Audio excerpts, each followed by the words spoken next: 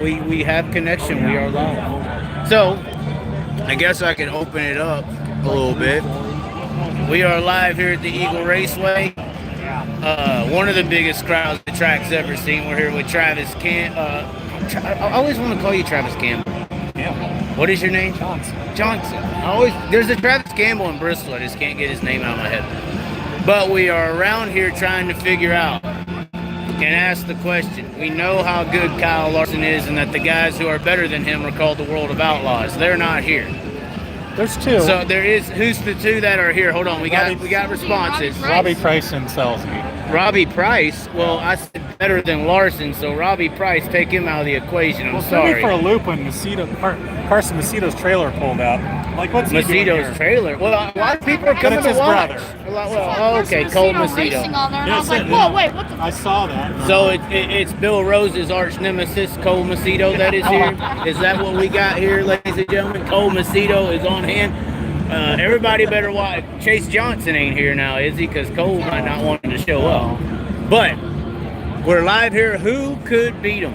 Who could really beat Kyle Larson tonight? The World of Outlaws ain't here. He's got a shirt on show on the backside of this shirt. Not your backside, but the shirt. I'm sorry. Oh, yeah. We got Gio Stelzy here. The hot sauce I'm a Gio fan. I got my Gio shirt on. And the hot sauce has sprinkled a little bit here on the Eagle Raceway. I think this is a Tyler Courtney night. Well, you also have Corey Day here. Corey Day, West Coast.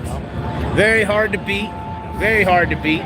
I think a Brett Marks and a Tyler Courtney are going to be my team. I'll tell you what, though, the dark horse that nobody knows about, that is one of the best drivers at Eagle Raceway, that is here and does a lot with the little, is Jake Buback. Would that not be the Kurt Warner of the night? He won here Saturday night, so.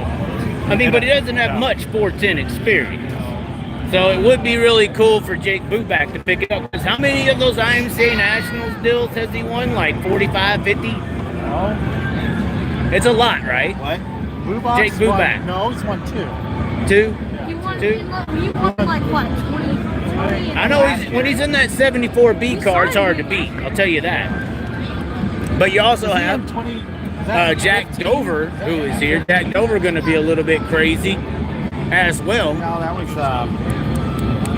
And there's Jake Buback as we speak about him. That's the car he's in when you're watching on Flow tonight. Since you're not here, he's in the one machine. Oh, Carney? Yes. That was Carney.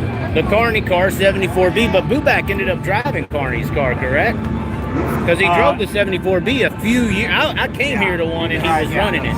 And he was like 5 tenths faster than everybody on practice. I left. Well, I heard he whooped everybody's butt Saturday night. I wasn't here, but I heard he put on a clinic. So somebody said in the comments, hold on, trying to see the comments here. Somebody said Kyle Larson will not lose because he will override the officials. No, for he is the Lord and Savior of dirt track racing. So I was at the pit meeting. Tommy Estes is making all decisions from here on out. Oh, Brad from here on out. Brad and Kyle have no say on it. So they got a mulligan because we all remember, anybody in dirt track racing remembers Kyle Larson racing the 1K of Brew Vineyards machine coming up in his beginnings of his career. So a lot of people saw nepotism in that situation. But is the series itself not a lot of nepotism? Who actually has a job here besides maybe Tommy Estes that has a job because they're the best at the positions they are placed into? I don't know. Who? I don't know. It looks like a bunch of buddies and friends to me, which is nepotism. Now you're smiling. Now you're laughing. Oh, I'm thinking about moving up there. Oh my God. Well, we are at the home of the IMCA Race Saver Nationals, which nepotism, IMCA is owned by that. Engine heat is going right now, and I'll tell you what, ladies and gentlemen, keep an eye out on that 53. You see him rolling out back there in the pitting area, yellow and black. It's the first time he's been on the track this year, hasn't it? I mean, I ain't seen it. No, Dover. No, he raced. Where was it? He just raced. Dover just raced. Oh, he was in a 30. Oh, first time in a 360 or 410. Oh, 305. He won at Houston. And it blew up in heat racing. But I guess we could take everybody around. We'll walk around. This is where we're sitting. Where are we sitting if somebody wants to come whoop my ass? Section D. We're like row 3. Row 3, and this girl will hit you in the face. That girl and kid will kick you while you're down. That's what I'm saying. Teamwork. Cars are fired up. So we do have 2 official outlaws, you're telling me. 2. Robbie Price, And Casey Kane is not and about yeah, Casey Kane left. Hey guys, what chance for getting down there? Oh, we'll see. But they still got hold off on them. So we're now walking around here just a little bit to see the Eagle Raceway facilities. Obviously, there's the racetrack, one end to the other. Links in the description to join the support. By the way, I did have to pay the whole damn bill to get here. Unbelievable. Brad Sweet will not cover the Chaz because I run my mouth. That's what he said. That's what he said. It's okay. We'll just keep running it and make a little bit. So it's very hard and difficult to get around here because there's so many people on hand.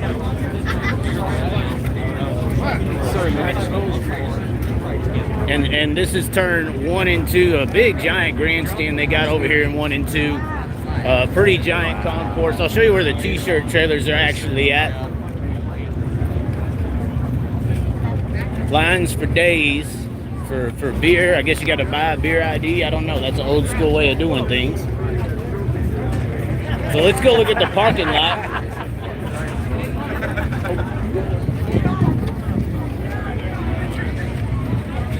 So I know you can't see it, but the parking lot all the way in the back, campers all the way as far as you can see, cars as far as you can see.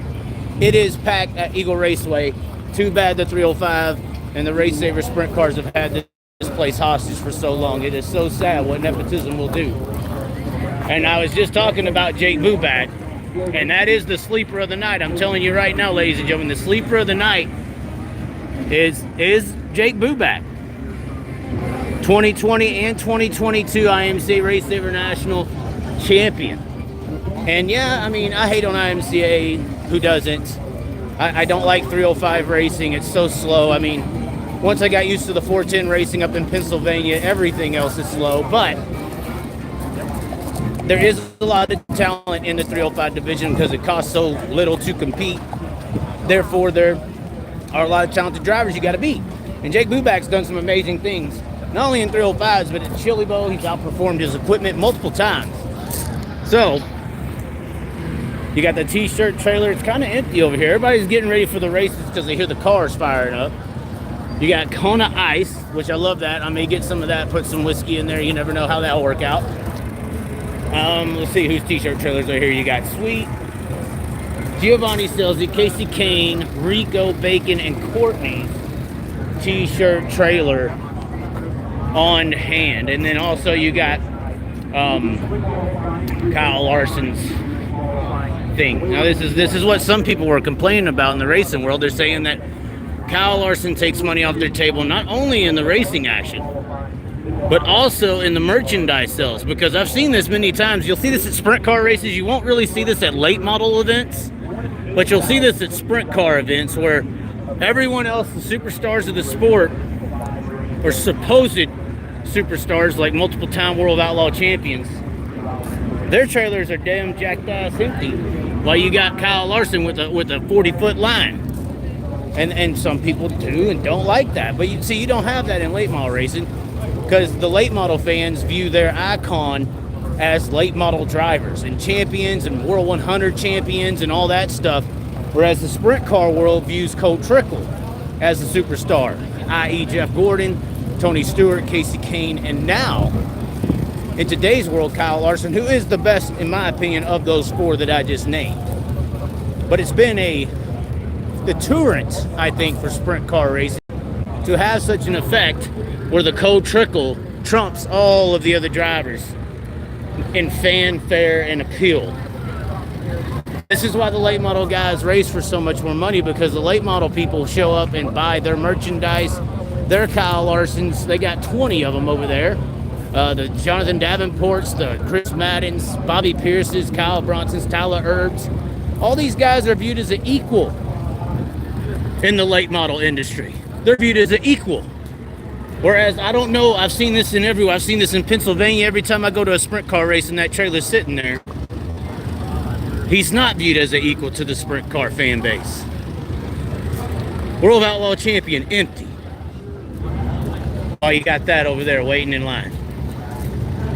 So, I didn't know I was going to walk back here and find this, But this is something I've been trying to tell you people. This is why I say Larsonites. It's a disease. It's destroying sprint car racing, in my opinion, that the NASCAR driver gets so much more glamour.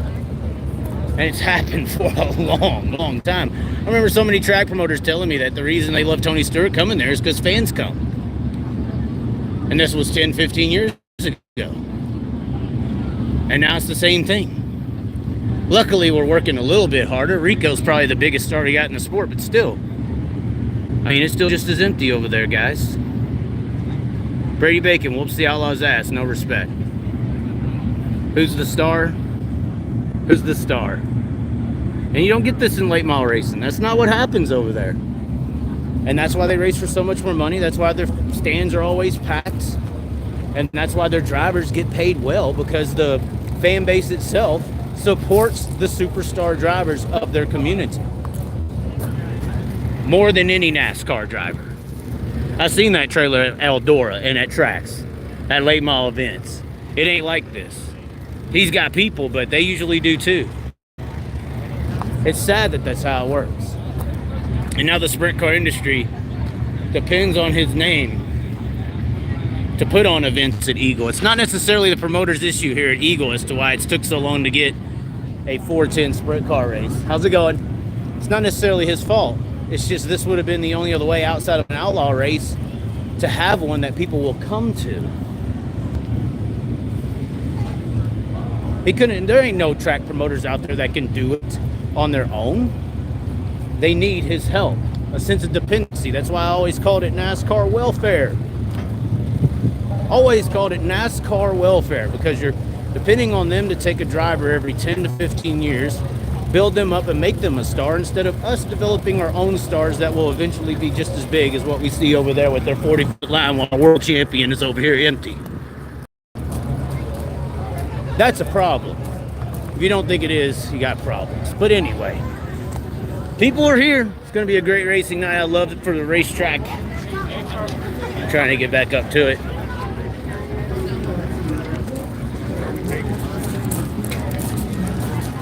But it's going to be a good night. Of course, this is the land of IMCA now, Eagle.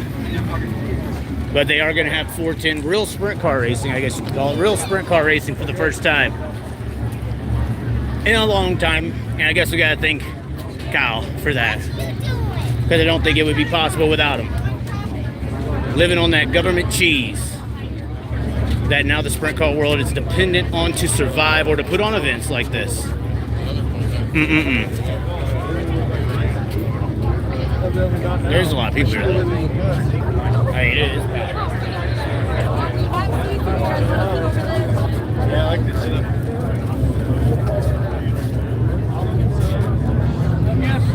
Those are some really big stands, by the way.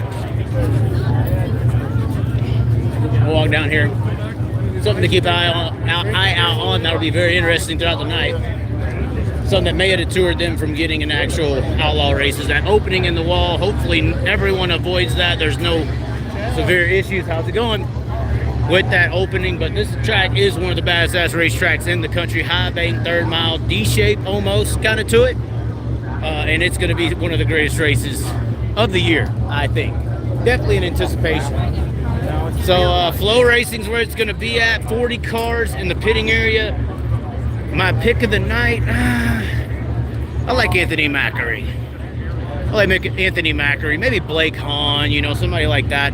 Sleeper of the night, though, Jake Buback and Jack Dover. Keep an eye out on those two. It's going to be very interesting here at the high limit event at the Eagle Raceway, and hopefully all of you got a little bit of an education back there.